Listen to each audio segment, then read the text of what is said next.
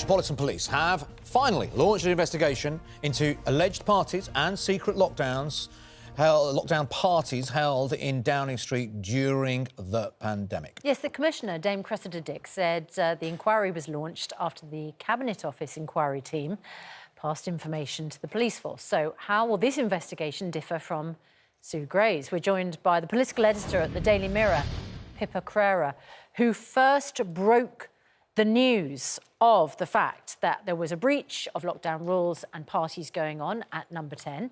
Also by Adam Wagner, who is the human rights lawyer barrister specialising in COVID regulations, and also by Helen King, who is a former Metropolitan Police Assistant Commissioner for professionalism. So good morning to all of you.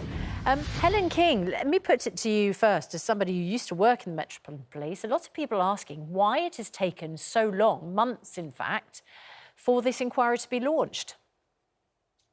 I think all of us would recognise that actually we don't want the police jumping into every political dispute that arises. Yesterday, the Commissioner explained that the Met have been in close contact with the Cabinet Office investigation all the way through. They now have some evidence before them. And she said that evidence in relation to some events didn't reach the rightly high threshold in order for them to launch a criminal investigation, but some of it did, and that's what they're now going to be doing.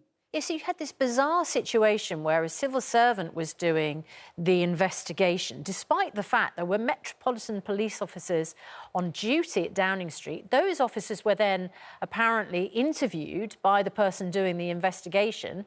And then what comes out of that is it's all referred to the Metropolitan Police. I mean, a lot of people think we could have saved time if they'd just done it at the beginning.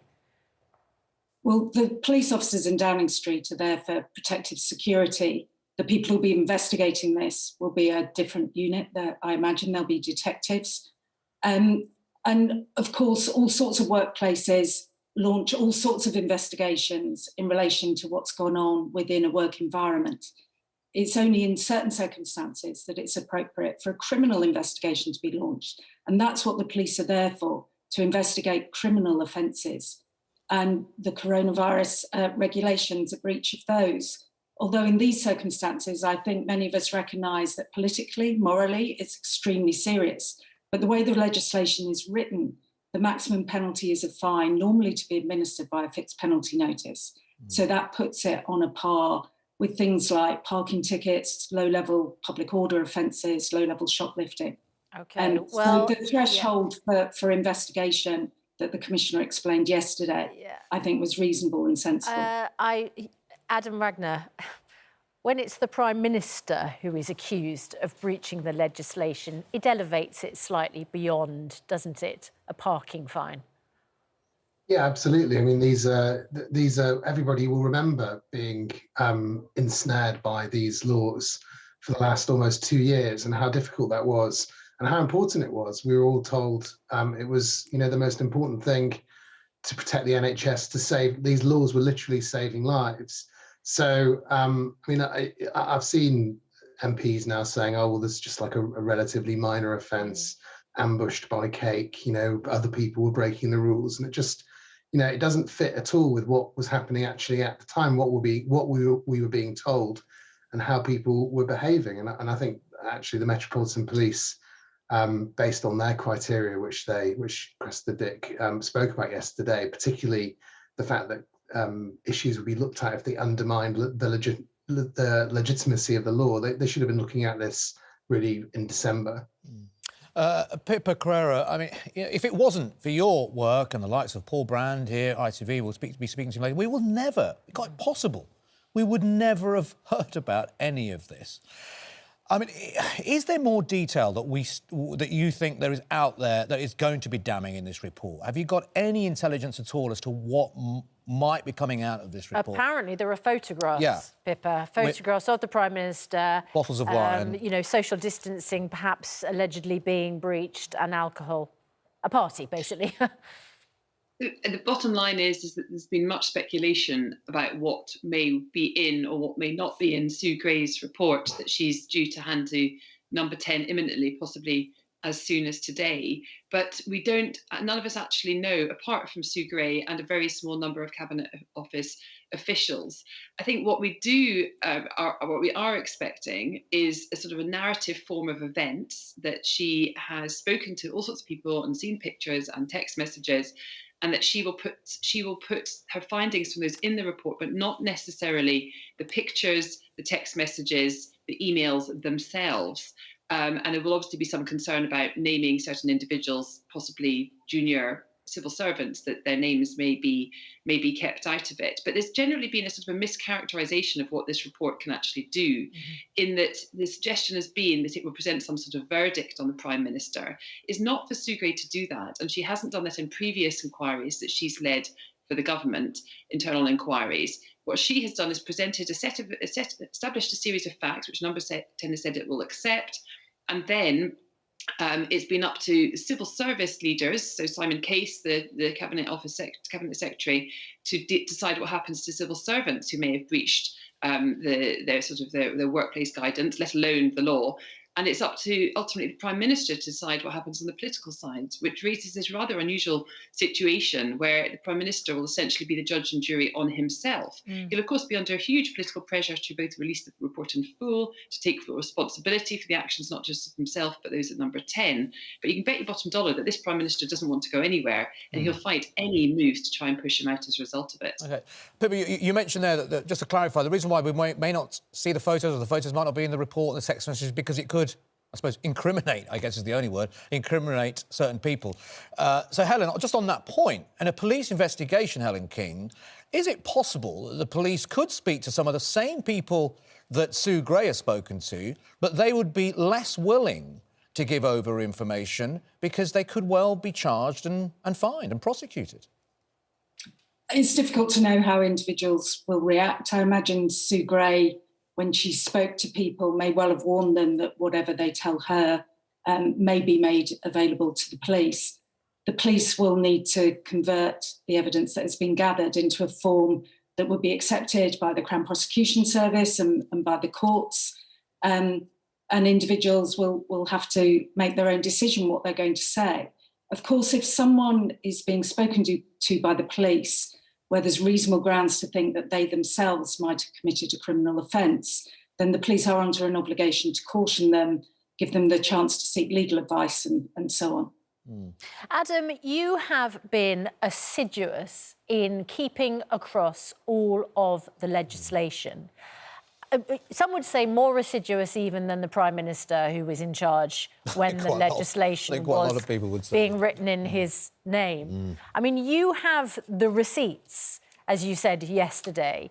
Are there events being investigated which are particularly serious? You know, if you look at the sort of timeline of all the parties that Pippa and Paul have been reporting on, are there such critical moments? Morally, as Andrew Pearce was saying earlier, it's those events in Downing Street on the eve of Prince Philip's funeral. But legally, what is the biggest problem? It's difficult to know because we don't know which events the police are investigating. But I think there's now something like 15, maybe 17 events that are being looked at. And one issue there is it looks like a pattern of rule breaking rather than just sort of isolated events. And I think that's one of the things when people say, oh, well, you know, MP says it's just about cake. It's not, it's about a series and a pattern. If I were to pick a few of the more obviously unlawful events, probably the 18th of December Christmas party, the two parties that became one on the night before Prince Philip's funeral, the one that was seen yesterday, the gathering that was organised for the Prime Minister purely to celebrate his birthday. I think, you know, I don't think anybody's offering a reasonable excuse for that. It's just that the best they can do is he wasn't there for very long, which doesn't matter in law. And also maybe the garden party, you know, the bring your own booze garden party. Those seem to me to be the most obviously and straightforwardly illegal. I mean, who knows what would happen in the end? But you know, from what we know at the moment, it's difficult to understand on the basis of the law that was in place at the time how they could be lawful. So I think, you know, and I think the other question to ask, which is not really being asked very much, is whether if the police uncover evidence that this was a deliberate this was deliberate rule breaking, as in that there was an attempt to get around the rules, then could that also be an offence called misconduct in public office, which is much more serious and can lead to jail sentences when a public official knowingly does something which effectively breaks the rules, that the law of the land, and does it through their public office. So I think that's a question which isn't really being asked around these, people are assuming it's all COVID regulations, but the police will have to go where the evidence takes them. Yeah, that's an excellent point. Pippa, just finally, you started the ball rolling on this. Do you see it eventually toppling the Prime Minister? Or do you think that backbench MPs will get spooked by what's happening? Particularly, we heard Jacob Rees-Mogg saying, if you get rid of the leader, you're going to have to hold a general election. And at the moment, it doesn't look like the Conservatives would win that. Well, of course, that's not the case, and there's no precedent for that with previous prime ministers. Only 2 PMs have actually gone at general elections, John Major and Gordon Brown, and all the others, somebody else has taken over and not necessarily immediately held a general election. But I don't think any of us anticipated back in late November when we first broke this story where exactly it would end up. But it has had this incredible snowballing effect. And I do remember one source telling me in that very first story that there were many parties at Number 10 during that period. I don't think any of us realised, let alone Sue Gray or the Metropolitan Police, exactly how many that many meant.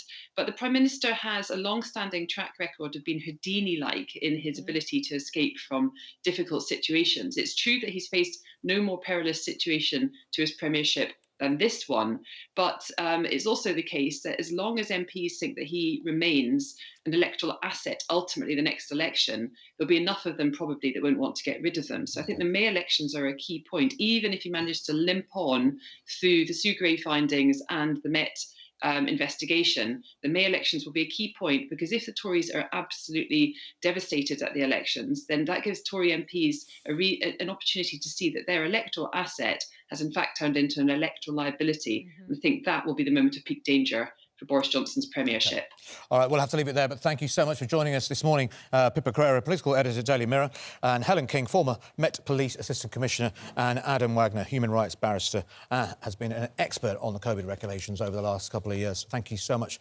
I mean, Adam, just totalling that up. I've never totaled it up, actually. 17 parties. 17! And do you think that's the end of it? And there's lots more that we probably don't know about. Or are there? Well, there must be.